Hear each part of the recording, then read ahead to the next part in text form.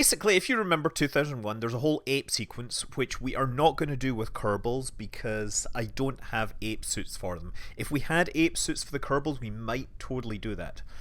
So we have, good morning, this is the 2 o'clock service to Space Station 5. Please stow your tray tables and ensure your harnesses are secure. Flight pan will involve an initial high G boost, transition to a 45-degree climb, separation of booster, and low thrust descent into orbit. After initial boost, there will be an extended period of weightlessness during rendezvous and docking. Fly safe, and I'm actually just going to secure this. This is the Space Station 5 that I want a rendezvous with, and I haven't set its orbit up right, so we need to kind of make that come around. Let's do that. So anyway, yeah, this is supposed to be the Aries, sorry, the Orion shuttle, right? So if you saw the concept art, which isn't in the movie, you don't see this, but it's a piggyback shuttle design. Now, my design is obviously a little shorter than the design used in Space Odyssey because I need to fit inside the space station, right? And the space station has limited size. So that's what this is built for, and here we're getting ready to go. Continue. I said continue. Thank you. Oh yeah. Oh, I should probably unlock my brakes. Brakes would be a good thing to unlock. Okay, there we go. And then we're gonna climb up into a 45-degree climb because this thing has it. So what we've got there is a vector engine and we've got the toroidal engine, right? So here we go. So this is what we're aiming to rendezvous with, but go. Okay, so we cut thrust and then this keeps going. So in theory I can then fly that thing back to base, and it does have enough delta V to do so. But I'm just going to leave this thing on its lower thrust trajectory. So we're basically going to pop up and hopefully be roughly in the vicinity of the space station when we get there. Just wait until you see Space Station 5. And getting pretty close. Oh man, I'm totally off course. How close is that? 100... intersect 33 kilometers and in fact getting further apart. So wait a second, the target is positioned ahead of me, so I need to lower my orbit so that the thing decreases there. See that? 98765. Getting closer. I like how it's literally coming out of the sun at me. It's coming out of the sun! My thrust to weight ratio is 1.71 and I need to do that in 50 seconds. It's what it's going to take. So when my time to close approach gets to about 30 seconds, that's when I'm going to fire my engines. That's my... Actually, 1.71. No, in fact, 30 seconds. No, my TWR... wait a second. Thrust to weight ratio is 17 meters per second. So actually... Oh man, brain is having a hard time doing this mental math here. I'm going to wait until 20 seconds out. Fire those engines. And in fact, I'm going to adjust my course a little to push that reticule back on the target. Okay, so we can kill that velocity in a few seconds now, so we'll just let ourselves get in a little closer still. We're taking a very aggressive approach to this rendezvous here. Where's the space station? There we go.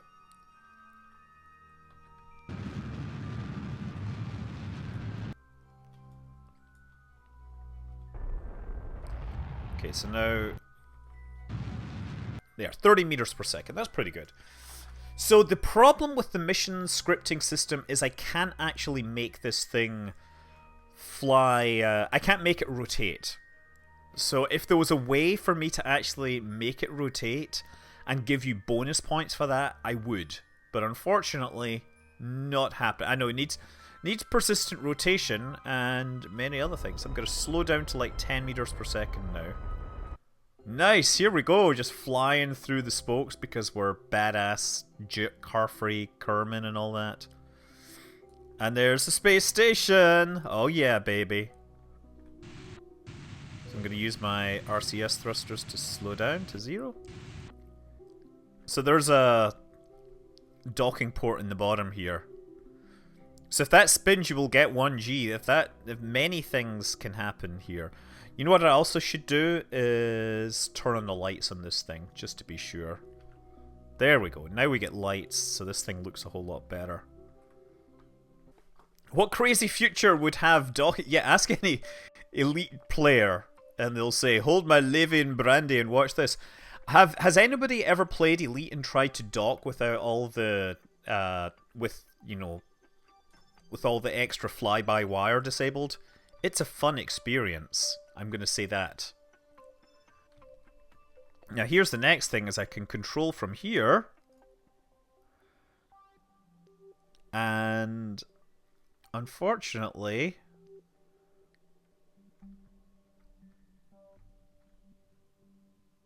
where's the target? There it is. There's my target coming in. You see that? What a beautiful docking maneuver.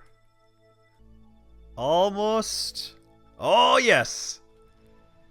And we docked. Hey! And I did it with... I like how it says 0 meters per second of delta V available. That's only because this thing can't actually access the huge amounts of fuel that are on this space station. So, yeah, here we go. We are in charge of delivering our special operative, Haywood Kerbin, to Klavius Base on the moon. Speed is important, so don't be afraid to burn more fuel than usual to get there as quickly as you can. Klavius Base is a crater near the South Pole. You've been clear for landing during the quarantine. Don't worry, I know for a fact you're not going to be exposed to any deadly pathogens. Wink, wink. So just concentrate on getting there fast. And the first thing we're going to do is put my landing gear in and turn on my lights. And you'll notice that we have kind of left the space station, by the way, which is there, just sitting behind us. Okay, so I'm going to go prograde. And let's light up the engines. There we go. And there's a station leaving it behind. So, yeah, this is the Aries shuttle from the... You swear the station should be in a higher orbit? I don't know, it seems to be a pretty high orbit. That would be... I don't know. That's what I'm doing. No, Dr. Chandra was Hal's best friend. Chandra was the guy that designed him, right? Haywood Floyd was the... I don't know, he was in charge of stuff. Like, you notice that in 2001, the commercial Pan Am spacecraft and the Aries shuttle that are carrying him around, he's the only passenger, right? So they actually chartered these, orbital flights and moon flights for a single guy with a single stewardess who gets to, like, spend the rest of the time hanging out and, I don't know what she's doing, but she's probably doing something with her hair inside that helmet that she wears, right? What's the total specific impulse in that engine? That is these are nuclear engines. See that? So we have nuclear engines all hidden away inside it. I've tried to get the look of the spacecraft in the movie, you'll notice. Even down to the reaction control thrusters and the ring of seats. The command capsule isn't quite right. That's the only thing I would say. Bring the orbit down as close as I like. 1 day, 2 hours. Okay, so actually this is going to be slower than some of my orbits. So what I want to do is put the orbit over the South Pole, because we're not going to go into orbit. We're just going to go straight into landing maneuvers. So it's like 40 meters per second burn and 1700 meters per second of delta V left. So now the other thing is that I've had a slight problem because I'm trying to find the right way to set the target. There's a landing beacon here. That's it. There we go. Landing beacon. Set that as target. Because the landing beacon is basically a probe body that is sitting on the pad. And if you target this Klavius Base, then it doesn't give you the retrograde marker. There's the moon coming. We're going to swing over the South Pole. Bell Canada. Well, Bell was in Canada, right? Alexander Graham Bell was a Scotsman who invented the phone in Canada, right? Okay, here we go. I'd hoped the legendary Jebediah Kerman would have been a little faster. I'm sure our passenger wouldn't be happy with this slow progress. If he weren't asleep, that is. Apparently space food makes Haywood sleepy. So, I'm going to try and adjust my approach vector a little to make sure that I can actually fly over the target. Oh, that's me actually in the process of flying over the target, I think. So I'm basically lofting the trajectory just a little bit. So I can approach at a reasonable rate. Okay, so I think I'm much closer to the trajectory I want to be on here. This is where it gets fun. There, by the way, that is TMA1. That is the Tycho Magnetic Anomaly, which is, of course, a monolith at the South Pole. Okay, I'm going to kill this velocity now. This is where I think I may have... Oh no, actually, maybe not. No, I've overcooked it. I'm going to fly over this thing and have to come back. But that's fine, because I'm coming straight down. And this, for some reason, is not responding correctly, but this is supposed to be... This is Klavius Base. We're under quarantine. Oh, yes. Oh, but wait, you have special permission to come here.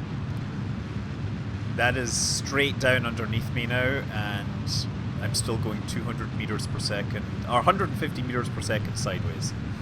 So what I'm going to do is flatten this out and let the vertical speed just kind of accumulate for now.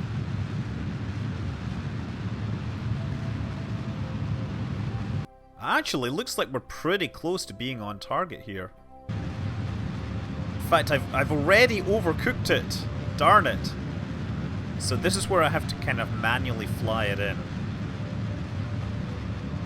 So the trick is I gotta push the velocity vector to the other side of that, so that it then pushes the position vector over the correct spot. It's kind of complicated. This is where it gets to be hard. Because there is a target there that I have to hit. 2.2 kilometers out, and it looks like we're pretty good on course.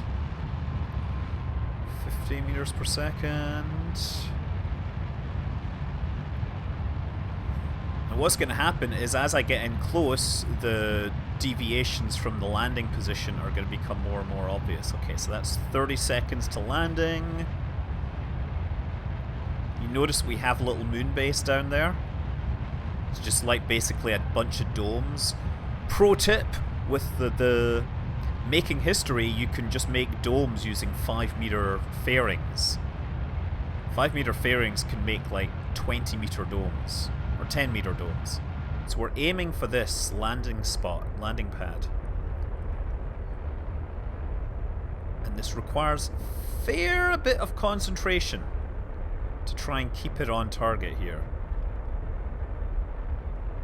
Because the changes, the variations get more and more obvious as you get closer and closer in. And I don't really have good instrumentation to keep track of them, so it's a lot of guesswork here. 3.6 meters per second.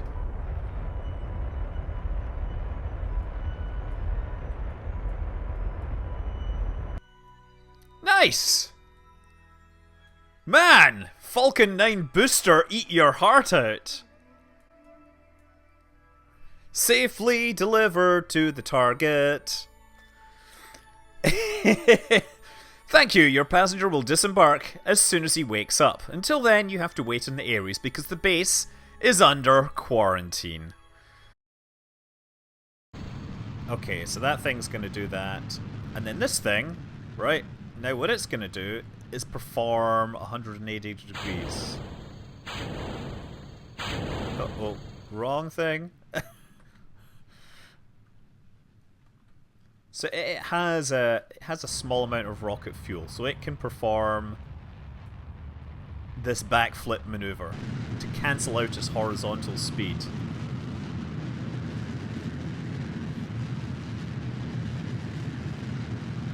There we go.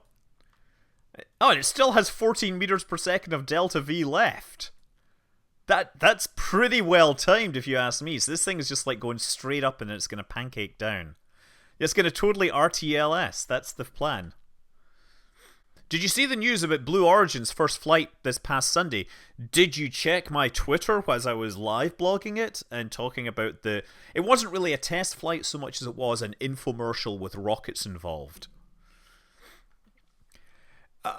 Hey, K Lightning, have you seen my space shuttle video in orbiter where I attempt to perform exactly the same maneuver? But, you know what? This needs to come off as well. Oh, I guess that radial decoupler is refusing to leave me. Damn it. Well, you're loyal till the end. We'll see how far... The capsule landed so hard. Yeah. Ever thought of doing a Rise of Flight campaign? I've tried Rise of Flight campaigns and they inevitably end up with me, like, falling out of the sky. Have you ever tried a shuttle transatlantic landing? I've not, because here's the thing. I can't be bothered reading through all the actual checklists and everything because I'm kind of a, you know, I have no attention span for that kind of thing. So, yeah, what I did instead was I'd read some magazine articles about RTLS and I knew roughly what it involved. So I did my Space Shuttle RTLS essentially without reading the manual. No, I didn't forget the landing gear. What I forgot was how to apply the brakes. I got the Space Shuttle onto the runway and then I was like, oh crap, I don't remember how to apply the brakes. And it was kind of beautiful because I looked up the manual in the middle of the runway. I paused the game. And then when I did get them running, I managed to stop just before I fell into the canal. It was like really a close thing. So it was like a perfect ending to a mission that had just been continuously me messing things up. So I'd love to try it with proper stuff, but I'm so proud of that because it was my first attempt and I got so close to doing it right. I thought I did a great job. I'm maybe exaggerating, but I thought I did pretty well.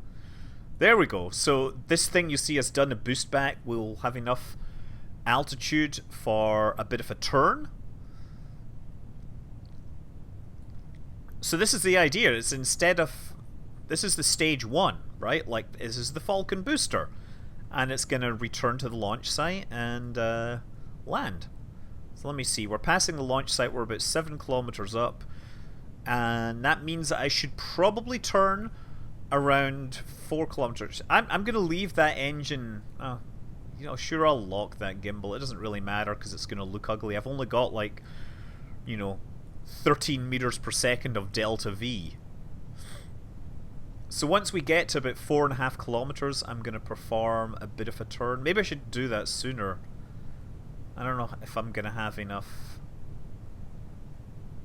I think I shall maybe start performing this turn now. I think I've maybe turned too early. Actually, I think I might have done it just right. Who knows? Any thought on that Unity flight that happened some time ago? Unity flight? What? I like how you're wearing headphones like a DJ. It's just kind of my natural way of doing things. Also, sometimes my wife shouts at me from upstairs asking me questions, and so I naturally want to be able to answer those. So you'll notice judicious use of part clipping on this to make it look at least somewhat like the concept drawings. Okay, I'm going to drop my gear because I have too much... once again, I have too much energy. I'm also going to go down low and then I'm going to flare hard so that I hopefully can take like a really high angle of attack for final landing. If you hear that, that is the sound of braking.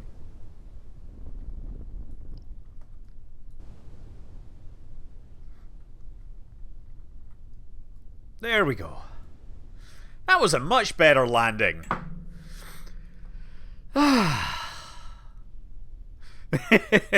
I know there's a whole bunch of you thought I was going to crash into the end of the runway there, but I knew where that was going. Didn't quite get it on the center line, but I thought that was pretty good. I thought it was a pretty solid landing.